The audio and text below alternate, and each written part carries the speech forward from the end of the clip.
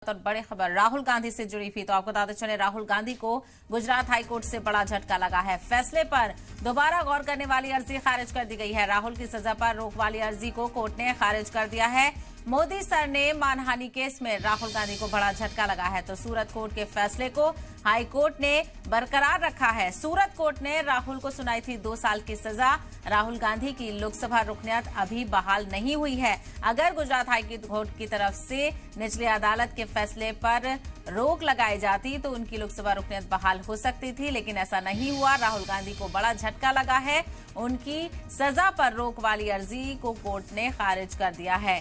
तो फैसले पर दोबारा गौर व करने से गुजरात हाई कोर्ट ने इनकार कर दिया है। गुजरात हाई कोर्ट से राहुल गांधी के साथ साथ कांग्रेस को भी झटका लगा है। तो फैसले पर दोबारा गौर करने के लिए अर्जी दाखिल की गई थी राहुल गांधी की तरफ से, जिसको गुजरात हाई कोर्ट ने खारिज कर दिया है। राहुल की सजा पर रोक वाली अर्जी को कोर्ट ने खारिज कर दिया है। पूरा मामला जुड़ा हुआ था मोदी सरनेम मानहानि केस से, और ऐसे में इसको लेकर राहुल गांधी को हाई कोर्ट से राहत नहीं मिली है। सूरत कोर्ट के फैसले को हाई कोर्ट ने बरकरार रखा है। वाज़ेह हो कि सूरत कोर्ट की तरफ से राहुल गांधी को मानहानि के मामले में मोदी सरनेम को इस्तेमाल करने का जो बयान राहुल गांधी ने दिया था एक रैली के दौरान, उसके खिलाफ राहुल गांधी के खिलाफ केस दर्ज किया गया था, जिसको लेकर समाज चल रही थी। और सूरत कोर्ट में जब इस फैसले को लेकर, इस मामले को लेकर फैसला आया तो राहुल गांधी को 2 साल की सजा सुनाई गई, और उस 2 साल की सजा होने के नतीजे में राहुल गांधी की रुकनियत भी खत्म हो गई थी।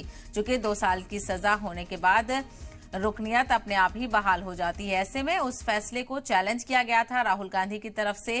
गुजरात हाईकोर्ट का दरवाजा खटखटाया गया था और फैसले पर दोबारा गौर करने के लिए अर्जी दाखिल की गई थी, और इसी को लेकर राहुल गांधी को हाईकोर्ट से झटका लगा है।